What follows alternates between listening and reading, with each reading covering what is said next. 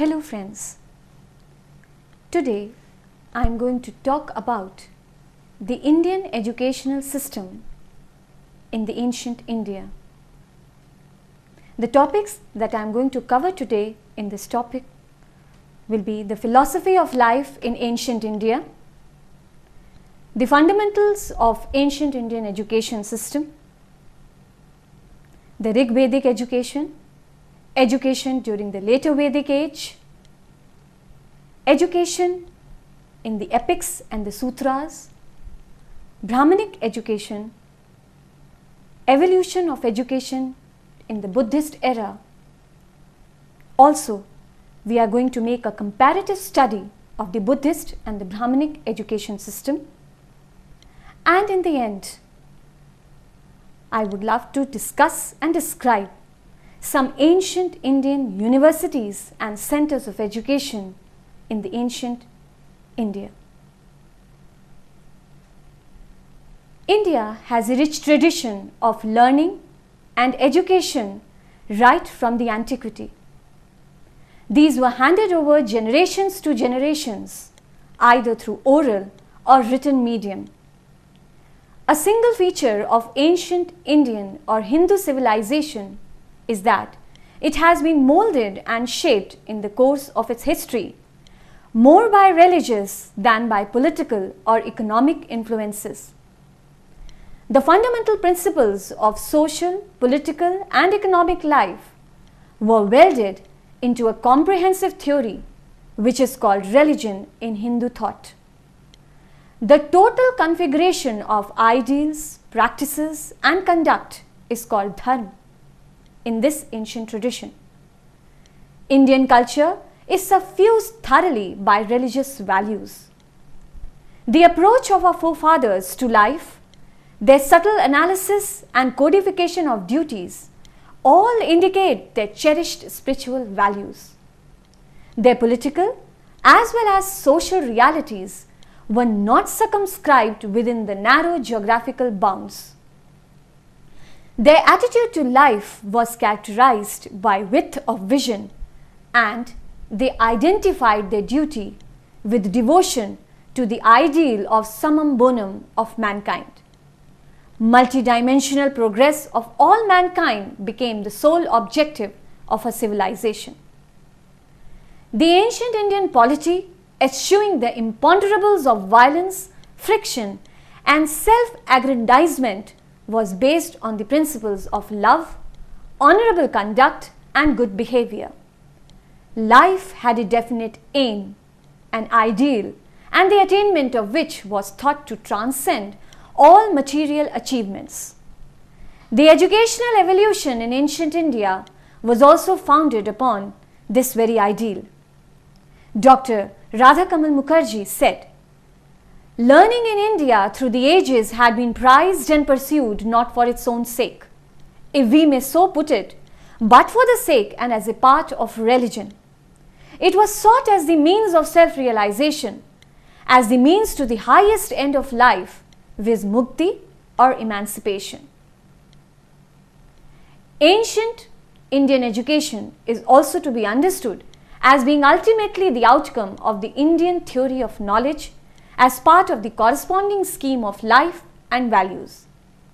The scheme takes full account of the fact that life includes death, and the two forms the whole truth.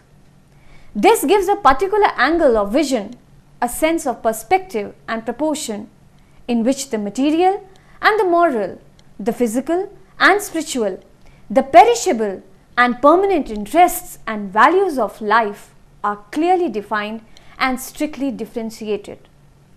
Of all the people of the world, the Hindu is the most impressed and affected by the fact of death as a central fact of life.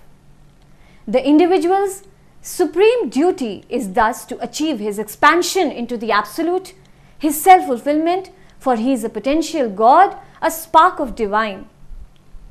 Education must aid in this self-fulfillment and not in the acquisition of mere objective knowledge. What has been the philosophy of life in ancient India? The outstanding characteristics of the ancient philosophy of life in India are that while no great significance is attached to the physical existence in the world, yet the importance of action in this material world is not overlooked. The doctrine of action, karma, occupies a very significant place in the Indian system of life and of education. Action or karma should not be for the redemption of mankind. This has been the ideal of the doctrine of karma as also of the educational system of ancient India. Hence, the ultimate object of devotion for an individual is the Brahma and not this world. The material world is the lab of the human soul, where the individual has to receive systematic education for bringing about self-development. The ancient Aryan culture of India lays the greatest emphasis on plain living and high thinking as the moral basis of education for self-development. Consequently, the individual has been bidden necessarily to gain both kinds of knowledge, materialistic and spiritual. All fields of Vidya or knowledge were thus divided into two broad streams, the Paravidya, the higher knowledge, that is the spiritual wisdom, and the Aparavidya, the lower knowledge, that is the secular sciences. The latter is needed to live a comfortable life there. The former helps one to be fully prepared for the hereafter. Hence, a balanced combination of both is advocated so that both civilization and culture are imparted. The materialistic education embodies various aspects of the knowledge of physical sciences. It is for a student that the developed social structure exists. The student engaged in the pursuit of material knowledge has consequently been treated as the fulcrum or the axis of the social structure, for in his development lies the well-being of the society. Spiritual knowledge has been regarded as the means of attaining the final beatitude. For the realization of the great truth, deep meditation in privacy is essential, and hence the individual has been bidden to take recourse to severe penance, tap, once again. The devotee of spiritual knowledge has been enjoined upon to keep aloof from material objects and to consume himself wholly in self-meditation, because the main elements constituting divine or spiritual knowledge cannot be understood and realized through hearing or by means of intellect. These can be realized only through divine graciousness. The ancient Indian system of education is pervaded with the desire for bringing about salvation and final beatitude along with the full physical development of the individual, in the same manner as the philosophy of life is shot through by the spirit of religion. The Indian system of education caters to both physical and spiritual solitariness. Fundamentals of ancient Indian education. Ancient Indian education had been evolved strictly on the foundations of Indian epistemological and philosophical traditions. The idea of the ephemerality of life and the world, the concept of ultimate death, and the futility of mundane pleasures had provided them with a special angle of vision. The entire educational tradition originated in these principles. Thus, the Indian sages devoted themselves to the study of supra-sensible world and spiritual powers and molded their life accordingly. The ultimate aim of education emerged as the Chit Vrit Nirodh, the control of mental activities connected with the so-called concrete world. However, education did not neglect the development of the pupil's powers for his all-sided advancement. Some of the fundamentals of the ancient Indian education system had been that the knowledge had been related to life. During the ancient times in India, the pupil, away from the haunts of din and distractions of the material world, amidst beautiful natural surroundings, sitting at the feet of his teacher, would comprehend all the intricate problems of life through listening and meditation. He would not remain contented with mere bookish learning, but acquire fairly practical knowledge of the world and society through close contact with the people. An attempt was made to make the student capable of experiencing the supreme truth himself and mold the society accordingly. There was a close association between teacher and student which resulted in all-round development. The residence of the pupil at the house of the teacher, accompanied by a sense of devoted service, had been a unique tradition in ancient India. The pupil, through such a close contact with his teacher, would naturally imbibe his qualities through emulation. This was regarded as indispensable for the fullest development of his personality, because the teacher was supposed to symbolize all the good ideals, traditions, and code of behavior of the society from where the pupil hailed. Development in social work. Another important characteristic of ancient Indian educational system was that the same was wedded to the practical ends of life. The pupil's residence at his teacher's house would make it possible for him to develop social contacts, as it was his sacred duty to collect fuel wood, supply water, and do other household odd jobs for the teacher. In this way, not only would he receive instructions related to domestic life, but also learn the concrete lesson of the dignity of labor and social service. Vocational training. Students were given training in occupations of animal husbandry, agriculture, and dairy farming, etc., by tending his teacher's cows and serving him in diverse ways. Evidently, the ancient Indian education was not merely theoretical, but was related to the realities of life. The modern concept of learning by doing, as understood in the West today, was the very core and essence of education in ancient India. Life served as the laboratory for the educational experimentation from where many noble traditions were developed. Similarly, begging alms by the pupils for their own subsistence and service of the Guru fostered in them humanitarian virtues. Thus, ancient Indian educational system was developed in terms of the needs of the individual and that of the society, and therefore its efflorescence was natural. It had a definite ideal and a definite mission.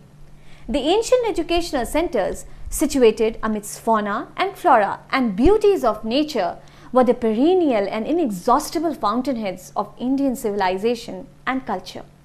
The ancient Indian teachers evolved a special form of education whereby harmony was established between materialism and spiritualism, and human life thus headed towards greater perfection. We are now going to study about the four Vedas. The Vedas, regarded as the oldest among the literatures of the world, are the original sources of the philosophy of life in ancient India. A study of these Vedas will enable one to get a thorough knowledge not only of the philosophy of life, but also of the whole fabric of ancient Indian culture. Consequently, the entire literature and philosophy of India, the Upanishads, the Smritis, and the Puranas, all acknowledge the superiority of Vedas. The Vedas occupy a very important place in the Indian life. The basis of Indian culture lies in the Vedas, which are four in number: Rig Veda, Sam Veda, Yajur Veda, and Atharva Veda. Vedas have their own characteristic features. Through them, we are able to know about the culture, civilization, life, and philosophy of people in ancient India. Vedas symbolize the chief objective of human life, which has been deliverance from this world of births and deaths. The Indian philosophy of life has never accepted life as purposeless. Before giving a detailed account of the Vedic education, it is necessary to make a short appraisal of the four Vedas, as the education of that period was basically based on them. The Rig Veda. The Rig Veda is established as the earliest work not merely of the Hindus, but of all Indo-European languages and humanity.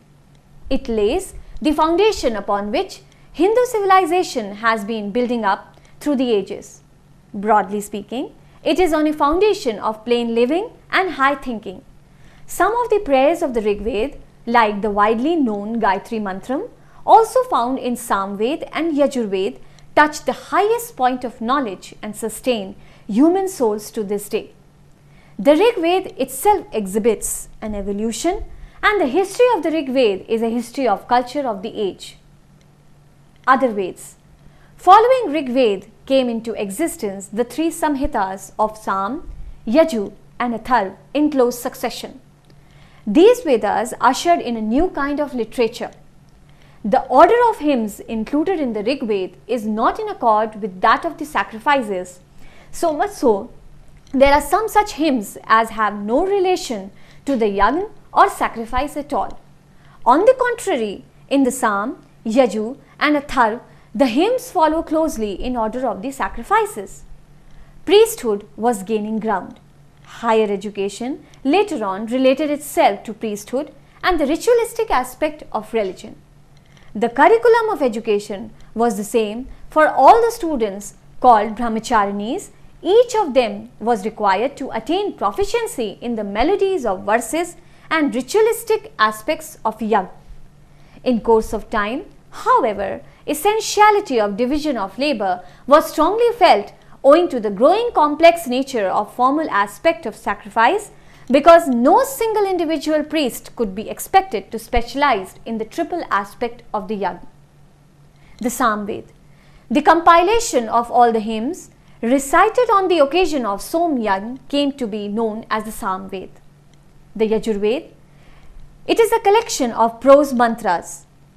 Though the duty of chanting the hymns on the occasion of sacrifice was mainly undertaken by the Hotri, the first order of priesthood, yet certain hymns related to prayer or invocation were sung by the Adharvaryus, who were closely associated with sacrificial operations. Consequently, a separate training school was established for the education of these priests. The elementary prose literature of India, which culminated in the Upanishads, lies in the rudimentary form in the Yajurved. We get in the Yajurved glimpses of the religious and secular aspects of life in India. The Atharvaved.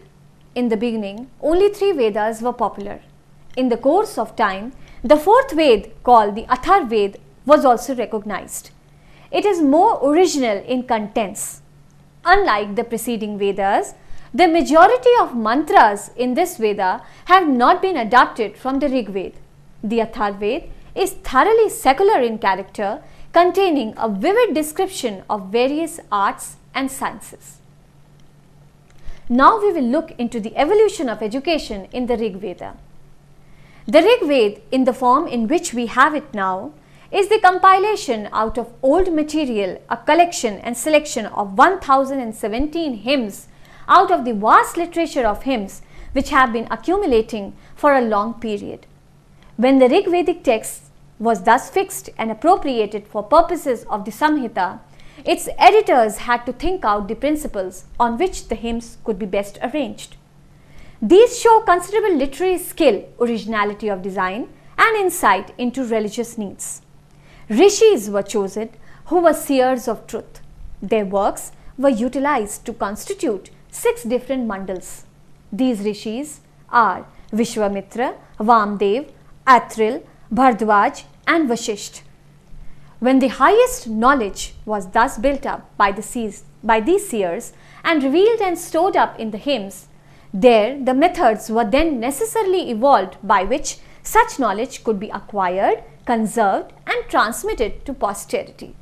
Thus, every rishi was a teacher who would start by imparting to his son the texts of the knowledge he had personally acquired, and such texts would be the special property of his family.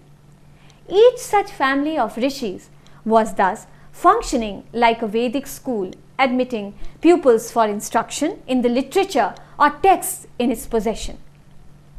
The relations between teacher and taught was well established in the Rig Veda. The methods of education naturally varied with the capacity of pupils. Self-realization by means of tap would be for the few. It is believed that these sages, by virtue of their tap or asceticism and yoga, were gifted with the vision of a clairvoyant, capable of knowing about the past, present and the future. The system of education which evolved in the Rig Veda concerns itself with the acquisition of the supreme knowledge, religion and Brahma. The aim of the Veda was the knowledge of the ultimate truth and the realization of the supreme. The curriculum of Vedic education.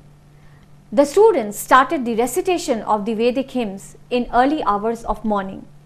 The chanting of mantras had been evolved into the form of a fine art. Special attention was paid to the correct pronunciation of words, pad or even letters.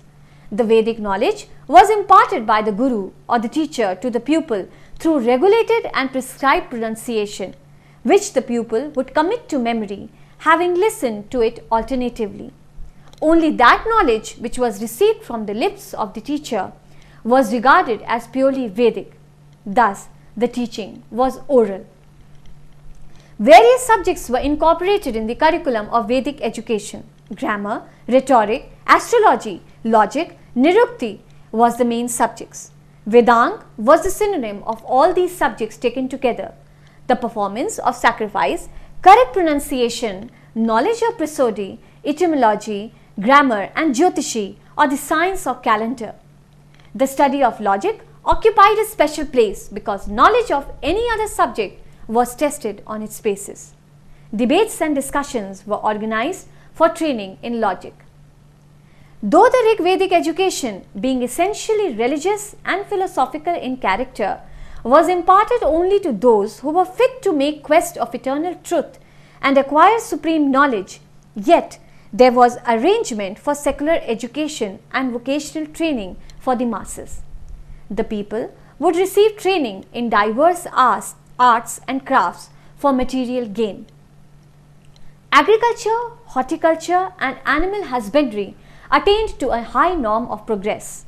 Thus we can safely conclude that secular, social and practical form of education was in existence during the Rig Vedic era. Two methods of teaching were being practiced during the Vedic period. The first method was oral and the second was based on chintan, that is thinking. In the oral method, the students were to memorize the mantras, Vedic hymns, in order that they might not be changed wrongly and they might remain preserved in their original forms. Thinking method was another part of the teaching method. Through this, an attempt was made to reserve the Ved mantras and richayas. The thinking principle, that is the Manan Shakti, was reckoned higher than the subject of thinking. So the primary subject of education was the mind itself. The pupil had mainly to educate himself and achieve his own mental growth. Education was reduced to the three simple processes of Shravan, Manan and Nidhyasan. Shravan was listening to the truths as they fell from the lips of the teacher. Knowledge was technically called Shruti, or what the ear heard, and not what was seen in writing. The second process of knowledge, called Manan, implies that the pupil has to think out for himself the meaning of the lessons imparted to him orally by his teacher so that they may assimilate fully. The third step, known as Nidhyasan, means complete comprehension by the pupil of the truth that is taught so that he may live the truth and not merely explain it by word. Some of the main characteristics of Vedic education can be summed up as follows. The admission was made by the formal ceremony, Upnayan or initiation, by which the pupil left the home of his natural parents for that of the preceptor. In this new home, he had a second birth and was called Dwij or twice born. The pupil was eligible to admission to the preceptor's house only on the basis of his moral fitness and unimpeachable conduct. The discipline of brahmacharya or celibacy was compulsory. It was one of the sacred duties of the pupil to serve his preceptor. He pledged devotion to him in thought, speech and deed and worshipped him as his own father or God. Brahm Sangh was an organization where meritorious students were given chances to fulfill their quest of higher knowledge. There was equality between the sexes in the field of knowledge. The Rig Veda mentions women rise called Brahmavadnis. Princes and other leading Kshatriyas were trained in all the manifold sciences to make them fit for government. Some cities became renowned because of their teachers, and the chief among them were Varanasi, Taxila from the day of Buddha, and Kanchi in the beginning of the Christian era. In the Rig Vedic period, occupations were not dependent on one system. At that time, the nature of education was religious, but this sort of education was meant only for those persons who, rising above the mundane interests, were capable of attaining spiritual heights. Ordinary people were still engaged to advance the material well-being of the society. This age is exemplary for its economic, political and religious progress and famous for various arts and crafts, agriculture, commerce and trade. It thus leads to the inevitable inference that the period must have evolved an elaborate system of vocational, scientific and commercial education. Thus, the ideal of the Vedic education was lofty. Ample opportunities were provided to the pupil for the development of his personality. The preceptors took personal care of the pupils, which resulted inevitably in a multi-dimensional development. The educational system of Vedic period achieved a pronounced success in connection with character formation, development of personality and contribution to knowledge in all branches of learning as well as social well-being and material prosperity. Vedic education was essentially spiritual and religious in character, yet it did not ignore the material aspect, the evidence whereof is available in the Yajurveda and the Atharvaveda. Thus, it points unmistakably to the future evolution of Aryan culture. Now we move on to the education during the later Vedic age. As we have seen in the Vedic period, the educational sphere was inordinately dominated by priesthood, hence knowledge pertaining to sacrificial rituals had considerably advanced. There were scholars and thinkers who had developed an attitude characterized by mysticism towards life and meditated on speculative subjects such as God, soul and universe, life and death, etc. In later Vedic age, this trend of speculative thought grew intense and vehement. The philosophers now meditated upon self-realization. Their mystical experiences manifested themselves through the scriptures known as Brahmanas and Aryankas. The Upanishads were next to emerge into being. The Upanishads aver that whatever good is done with full knowledge and awareness becomes forceful and fruitful in life. They are the archives preserving ancient culture and civilization. The Vedanta, an important trend in philosophical thought, which can rightly be regarded as the culminating point of the Vedic knowledge, was revealed through the pages of the Upanishads. The spread and propagation of the post-Vedic education was influenced through diverse institutions known as Sakhas, Charnas, Parishads, Kulas and Gotras, and improvement on the oral tradition of the Vedic literature. The basic aim of education during the later Vedic period has been the same as during the Vedic age, that is the salvation of the soul, but the method of attaining this goal has been different between the two periods. During the Vedic period, the student used to attain the objective of education through penance while living with Acharya as member of his family. During the post-Vedic period, Yagna replaced the penance and a number of procedures were prescribed for the same. The Upanayan Sanskar ceremony was so important during the post-Vedic period that it was usually regarded as second birth of the individual.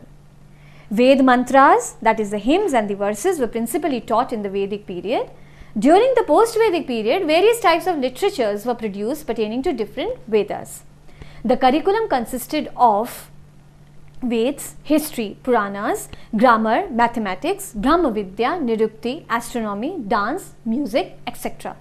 Education was not regarded as an end in itself. It was fundamentally related to life. Its aim was the attainment of Brahmavarchasya, that is the knowledge of the Absolute. The performance of sacrifice and other ritualistic operations were directed to the same end, but special emphasis was laid on the study of the scriptures, technically known as Swadhyay or self-study. It was a sort of sacrifice to Brahma, whereby the attainment of an imperishable world was possible. Hearing, thinking and meditation were the three principal psychological methods of instruction during the post-Vedic period. Teacher or the Guru enjoyed a predominant place not only in his Gurukul but also in the entire society. The teacher was expected to be in possession of the essential qualities, that is profundity of education, clairvoyant vision and intellectual regeneration. Rules of conduct were enforced, keeping in view the physical, mental, oral and moral development of students. Strict adherence to rules of conduct and discipline was an inseparable aspect of education in those days, and the duration of education was 12 years. Students had to beg alms for the support of the Guru and himself. This tradition was carried out by all, be he rich or poor, and this would beget in the students the virtue of humility, and thereby he learned the concrete lesson of charitable good done to him by the society, and in return his sense of obligation to it. Simple living and high thinking was the motto of his life. At the completion of their educational period, the teachers would deliver convocational address to the students, which sought to remind them of the duties in practical life they stood at the threshold of. This was the Samvartan ceremony. These final addresses of the teachers of ancient India can be compared to the convocation address of modern universities. The teacher was expected to possess all moral and spiritual qualifications. He illumined the inner being of his pupils with his own spiritual enlightenment. It was traditional knowledge to the pupils through a succession of teachers, which came to be known as Guru Parampara. The life of the teacher served as a model for the pupils to follow and imitate. Now we will look into the forms of some educational institutions which existed at that time. Broadly, there existed three types of institutions, namely Gurukuls, Parishads, academies, and Sammelans, that is the conferences in that age. According to sacred texts, the training of the Brahmin pupil took place at the home of a Brahmin teacher. In some texts, the Guru is depicted as the poor ascetic, and it is the duty of the student to beg for his teacher. The first lesson that was taught to the student was the performance of Sandhya and also reciting of Gayatri.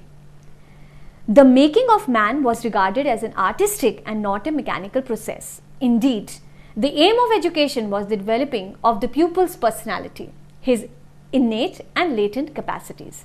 This view of education as a process of one's inner growth and self-fulfillment evolved its own technique, its rules, methods and practices. Besides these regular schools of instructions, there were special institutions for the promotion of advanced study and research. These are called in the Rig Veda as Brahm Sangh. These academics were called Parishads. There is a reference to the Panchal Parishad in the Upanishad, in whose proceedings even kings participated. Besides the local council or academics of disputants, there were invited occasionally by some great kings several scholars, rishis, philosophers and psychologists to a national gathering for the sake of discussions and debates. The ablest and the best scholars, speakers, philosophers and thinkers were awarded special prizes for their merits. In addition to the above mentioned forms of educational institution, the courts of the kings too served as important centers of learning, where several scholars and philosophers hailing from different countries would flock together, talk, discuss and throw light on metaphysical, theological and other problems. During the Vedic period, one could choose a particular profession as he liked, and accordingly his varn was determined. But during the later Vedic period, the varn came to be determined by birth. Consequently, the whole society was divided into four varnas: Brahma, Kshatriya, Vaishya and Shudra. Secular education was prescribed for all these varnas or castes according to the requirements of their respective duties they had to perform in life towards the society. As regards the Vaishyas, agriculture and animal husbandry and trade was the chief occupation, and as such they were given technical education of agriculture, animal husbandry and trade. Education of the Vaishyas too was under the direct control and supervision of the Brahmans. Study of Vedas was regarded as of secondary magnitude to them. Knowledge of various languages, rates of wages, rules applicable to purchase and sale of commodities was regarded as indispensable for the Vaishyas. To acquire this cumulative information, the study of arithmetic, general geography as well as economic and commercial geography, science of agriculture and business method was extremely essential. Now we come on to the education in the sutras and epics. Education in the sutras. The period of the Vedic literature was followed by that of the Sutra literature. It falls between 600 BC and 200 BC. The growth of Vedic literature had become so vast and diffuse that the need was strongly felt to evolve some practicable method as may epitomize conveniently the huge mass of Vedic literature. This need brought a new type of literature, the sutras, into being. These sutras revealed great principles and truths in a very compressed and succinct form. In this age, the rules and regulations of education were manifested mainly in the form of Dharma Sutras. These Dharma Sutras embodied the principles of social conduct and a code of duties for the teachers and students. The entire Sutra literature consists of mainly 6 divisions known as Vedangas.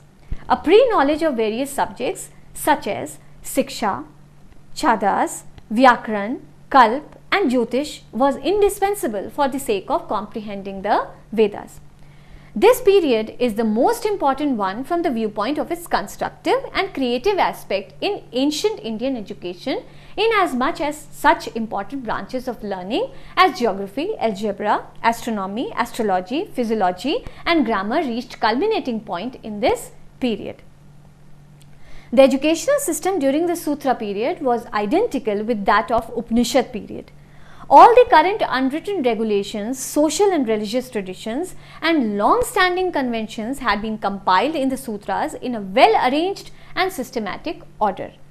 Various sciences and arts such as handicrafts, medicine, sculpture and architecture had attained the peak of development. Thus, the sole objective of the entire system of education during this period was character formation, development of personality and protection of the ancient culture. Education in the epics. The Ramayana and the Mahabharata are the main epics of ancient India. These epics give us glimpses into the creed of militarism of that age. Nevertheless, there are in them scattered facts which throw light upon the education of that period. The Mahabharata tells of numerous hermitages where pupils from distant parts gathered for instruction round some far-famed teachers. A full-fledged ashram is described as consisting of several departments which are as follows: the Agnisthan, the place for fire worship and prayers; the Brahmasthan, the department of Veda; Vishnusthan, the department for teaching Rajniti and Vrat; Mahendrasthan, military section; Vivasthan, department of astronomy; Somsthan, the department of botany; Garudsthan, section dealing with transport and conveyances; Kartikesthan, section teaching military organization, how to form patrols, battalions and army. The most important of such hermitage was that of the Naimisha, a forest which was like a university. The presiding personality of the place was Saunaka, to whom was applied the designation of Kulpati, sometimes defined as the preceptor of 10,000 disciples. The hermitage of Vyas was another seat of learning. There Vyas taught the Vedas to his disciples. Among the other hermitages noticed by the Mahabharata may be mentioned those of Vashisht and Vishwamitra, and that in the forest of Kamyaka on the banks of the Saraswati. But a hermitage near Kurukshetra deserves special notice for the interesting fact recorded that it produced 2 noted women hermits. Military science was generally called Dhanurved, and the Mahabharata marks the culmination of military art and science. In ancient times, military education was not only organized by the state, but on the other hand, private individual instructors too would undertake this duty. To sum up, in ancient India, secular vocational training was essentially a practical and useful education. There was complete absence of formal paraphernalia of education required in modern times. Education was imparted by the father to his son according to practical and direct method.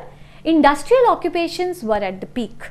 Indian artists have bequeathed to the world many fine artistic creations which will be regarded as the valuable treasure of the past, present as well as the future. Now we move on to the Brahmanic education. Most of the aspects of human existence found fullest scope for development and evolution during the period of the Vedic education. The Brahminical education has its own peculiar importance as regards the harmonious development of physical, mental and spiritual aspects of human life. It helped a lot in the development of character and individuality of human beings. Mr. F. E. Key, in his book named History of Indian Education, Ancient and Later Times, observes, not only did Brahmin education develop a system of education which survived the crumbling empires and the changes of the society, but they also, through all these thousands of years, kept a glow of the torch of higher learning and numbered amongst them many great thinkers who have left their mark not only on the learning of India but upon the intellectual life of the world. Thus, the aim of Brahminic education was similar to the aim of Vedic education, when the education was considered to be a means of gaining knowledge.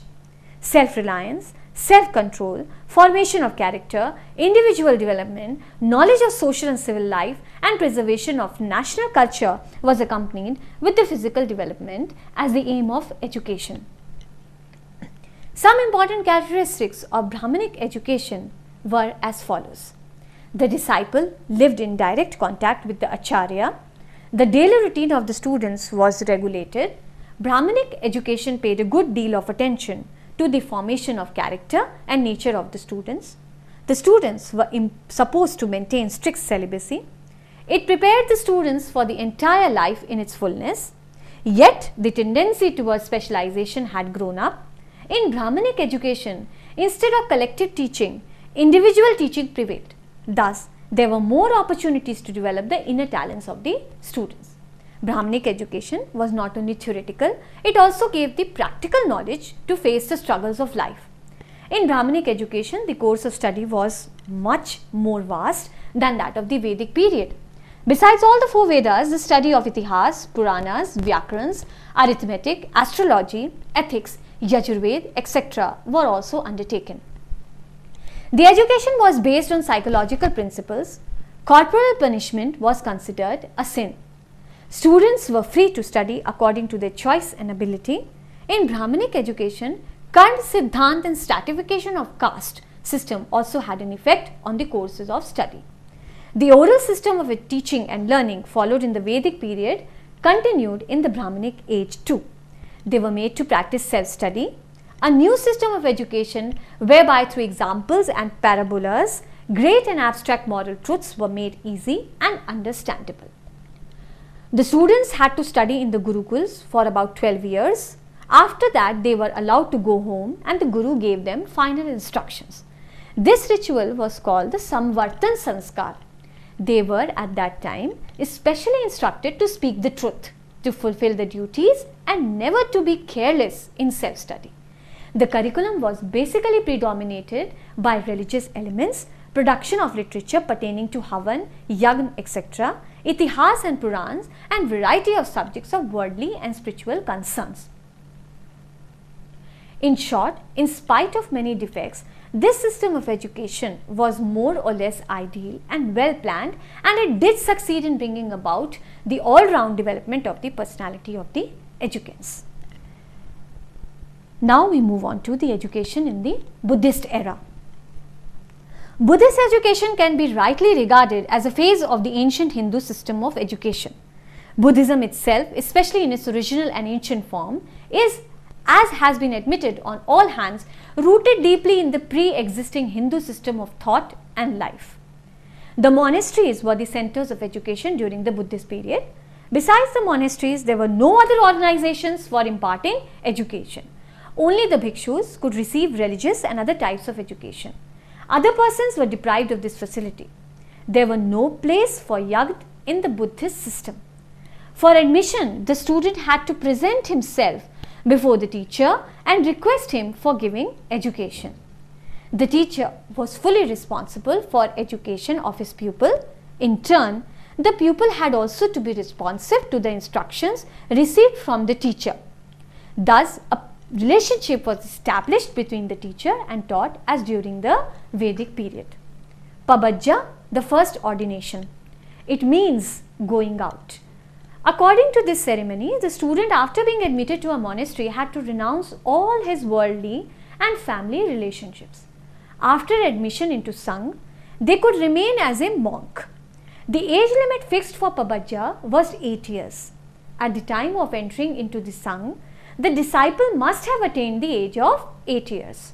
There they had to receive education for 12 years, and during this period the new monk made his preparation for the Sangh life. After that, he had to undergo the Upsampada ceremony, which entitled a student for a full-fledged membership of the monastery. The Upsampada, that is the final ordination. After completing education for about 12 years, the monk at the age of 20 years had to undergo the Upsampada ritual, and then he becomes the permanent member of the Sangh. This ceremony was democratic in nature. The Shraman had to present himself before all the monks, that is the bhikshus of the monastery. One could be admitted for the Upsampada ceremony only when the majority of the monks voted in favor of the same. There always existed cordial relationship between the teacher and taught. The teacher too had to observe all these rules of conduct which were prescribed for the students. It was the highest and the most sacred duty of the teacher to impart intellectual and spiritual education of a highest order to his disciples.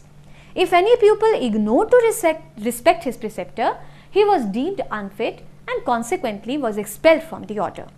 The teacher too put forth the ideal of higher learning, excellent moral character, self-possession and spiritualism before his pupils to compel inherent high respect from them. It was chiefly, the curriculum of the Buddhist education was chiefly spiritual in nature. It was so because the chief aim of education was to attain salvation. The study of religious books was most important. Sutanta, Vinaya and Dhamma were the main subjects prescribed for the study. Besides these, spinning, weaving, printing of cloths, sketching, medicine, surgery and coinage were the other subjects of Buddhist education. In the higher education, religion, philosophy, military science, medicine and other difficult subjects were taught. The Vedas were also studied for acquiring comparative knowledge. Nevertheless, the Atharvaved was not included in the curriculum up to the Jatak period. In the primary education, the emphasis was given on teaching of reading, writing and arithmetic. Knowledge of grammar was essential and the child was primarily educated in the knowledge of alphabets, vowels, sandhis or rules of combination. The main aim of education in Buddhist period was the purity of character. Therefore, like Vedic educational system, they also emphasized much on the practice and training for pure character instead of psychological development of the students.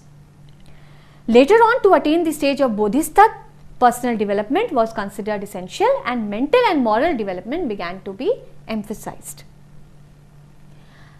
The teaching method in regard to technical education in secular science, arts and crafts was identical with that of the Brahmanical education, that is, the students were given education through both theoretical and practical methods.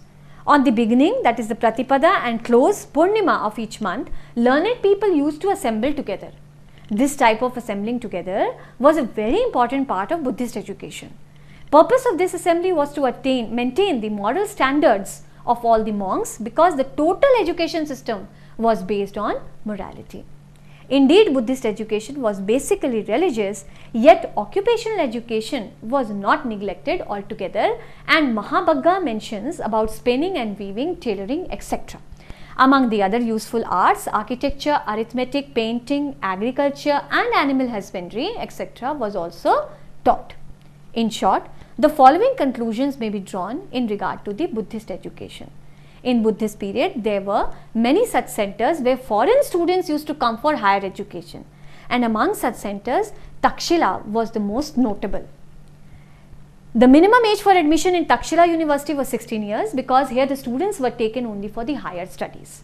It was about 1000 coins. The fees was about 1000 coins at that time, which was probably charged in the beginning, and those who were unable to pay the fees in any form, either cash or manual labor, were educated as a charity.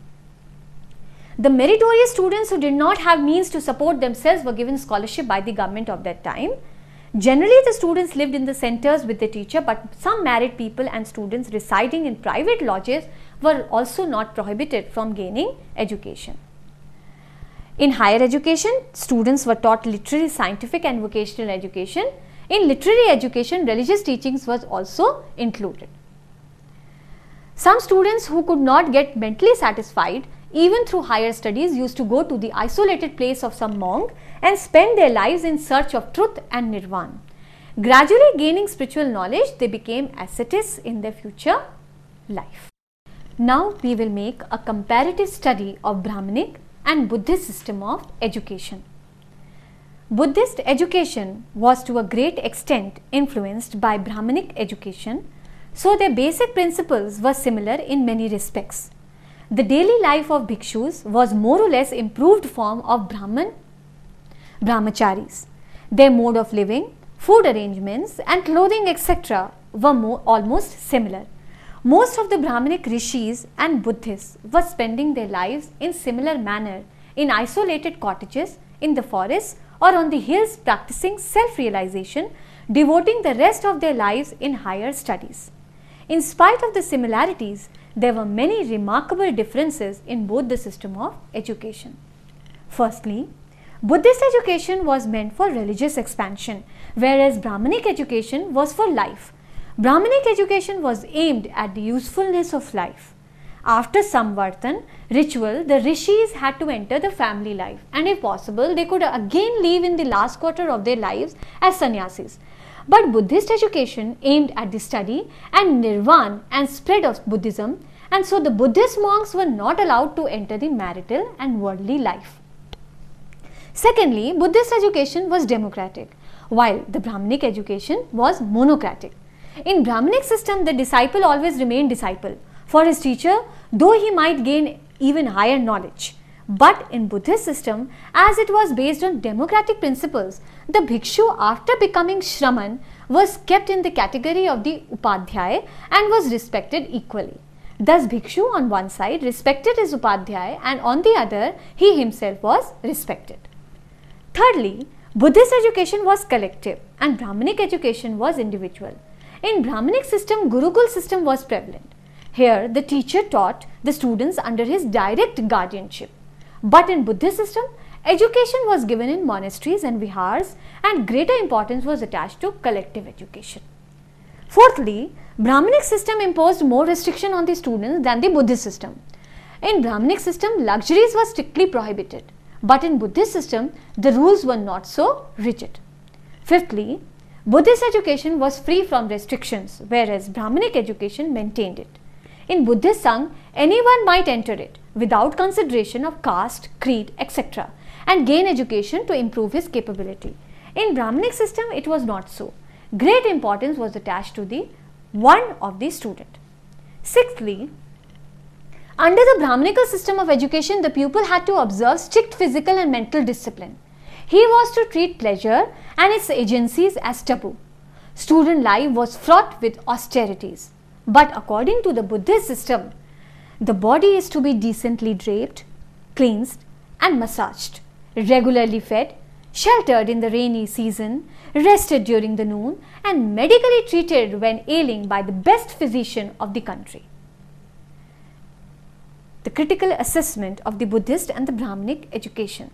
Buddhist education was not altogether immune from defects. Not unlike Vedic education, it was also dominated by religion. So much so that arts and crafts in the last phase of it came to be looked down upon by the members of higher classes, and ultimately they gave them up completely. Military art and science, art of manufacturing arms and weapons and the art of warfare could not develop much under the Buddhist system of education, as it was based on the principles of non-violence and renunciation of the world. According to Buddhist religion, the world is full of sorrow. Therefore, the sole aim of life was considered to be the attainment of salvation, nirvana, by renouncing the world. The meaning of struggle of life was confined to mere metaphysical speculation. Still, it is acknowledged that merits of Buddhist system of education far outweigh the defects and flaws, though it was through its shortcomings that its downfall was so sudden and sure, and in its stead, the Brahmanical system of education was re-established in the country. In short, it can be said that Buddhist education laid the foundation stone of a high culture. Though Indian attitude towards life had always tended to be characterized by piety and sanctity, yet the Buddhist education intensified and elevated it still more. The foreign students made a very profound study of Indian religion, literature and system of education and disseminated the seeds of Indian culture in their own lands. The sacred portals of the Buddhist institutions were open to all, where all the students without differences were provided with equal opportunities for the development of their character according to their capacity and aptitudes. Along with religious and philosophical aspects of the Buddhist education, secular education formed an essential part of it. This system gave birth to such international institutions as Nalanda, Taxila and Vikramshila, which were the centers of both religious and secular learning. Education was closely wedded to the various problems of life, and it aimed at finding out concrete solutions thereof.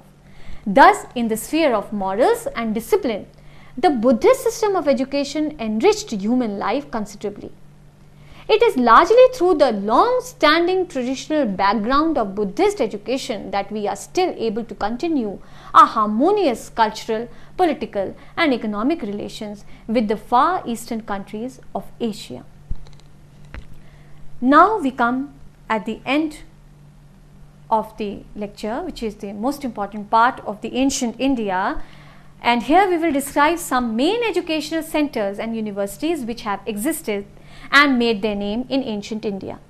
The study of the education system in Vedic period and Brahmanical educational system makes it clear that in those days the residence of the teachers, gurus, were the educational institutions called gurukuls. There the teacher and the taught lived together as the members of the single family. For the spiritual and philosophical development of the taught, the external objects of education were not much emphasized, but the main emphasis was laid on inner and spiritual uplift. In ancient India, in Vedic and Buddhist periods, well-organized educational institutions like that of modern age had not come into being. In those days, some monasteries and huge sacred places had been established. It is said that the learned persons from different places used to assemble there and debates and discussions took place. Inspired by the Buddhist system in Hindu temples and monasteries too, the educational institutions were started. Lord Buddha was the person who had realized the necessity of education for devotees at large, and so he established the monasteries and vihars, where education was also imparted. Later on, these monasteries were turned into full-fledged centers of education, where bhikshus, bhikshunis and even common people were given chance to acquire education. Besides, the foreigners also came here to study Buddhist religion. Consequently, Nalanda and Takshila developed into universities of international importance. Generally, the educational institutions of the Buddhist period were managed on the basis of democratic principles. The appointments were made purely on the basis of learning qualification. Educational expansion was fully carried out by these educational centers. Cultural relations with many Asian countries are mainly due to these educational institutions and their working system that existed hundreds of years back. Now we shall describe some important centers of learning of the Buddhist period, and of these institutions, Taxila, Nalanda, Vallabhi, Vikramshila, Odantapuri, Nadia, Mithila and Jagadala require special mention. We shall start with the description of Taxila. From times immemorial, Taxila has been an important center of Brahmanical education. During the Buddhist period, its fame continued in northern India. It attracted hundreds of students from various countries of the world. They came there to quench the thirst of their knowledge. Being situated at the distance of 20 miles in the west of Rawalpindi, Taxila was the capital of Gandhar kingdom. According to Valmiki Ramayana, Prince Bharat founded the city and appointed his son Taksha as the ruler of the territory. There was no organized institution or university, but education was imparted on family system. Takshashila was also not an organized university. It may be called an educational center of different subjects where special and higher studies were carried on. Students were admitted according to the decision of the teacher. The students were taught the subjects of their own choice. There was no examination system prevalent. No degree or diploma was awarded to the students who completed their education. Only higher studies were conducted in Takshashila, and so the students of more than 16 years of age were admitted in the university. Perhaps the fees was also realized in the beginning. Here the chief branches and subjects of study were Vedatre, 3 Vedas, Vedanta, Vyakaran, Ayurveda, 18 Sippas, military education, astronomy, agriculture, commerce, snake bite cure, etc. Panini, the father of Vyakaran in Jivaka, an expert in surgery and medicine, were the product of Taxila. Kautilya, the famous author of Arthashastra, had received his higher education here. No caste distinction was observed as regards the training in these sciences. Taxila had been influenced by Greek culture also. Some preceptors taught Greek there. Taxila was very famous as a center of training in Indian military science. Thus, for several centuries, Taxila served as the beacon light to country in educational sphere. This light of earning continued to burn in spite of vicissitudes of fortune and stormy changes. At length, it was overwhelmed by the barbaric Huns who extinguished this flame forever, never to shine anew. Next in line is Nalanda.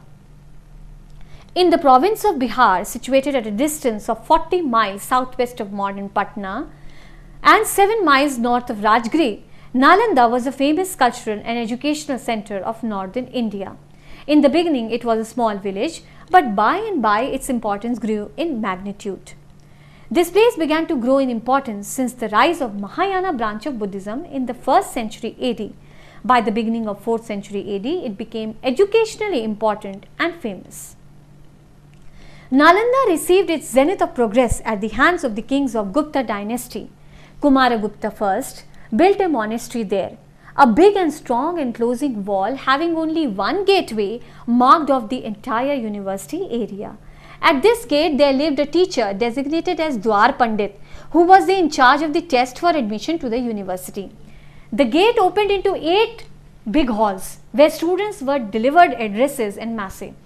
These halls stood in the middle of Samgharm that comprised the main building of the vihar. Besides these, there were 300 study chambers where students were taught by the preceptors.